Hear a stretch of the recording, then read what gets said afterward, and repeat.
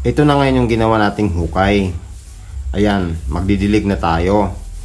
Ngayon, itong mga gulay na ito, patay na sana ito kung hindi tayo nakagawa ng ganito.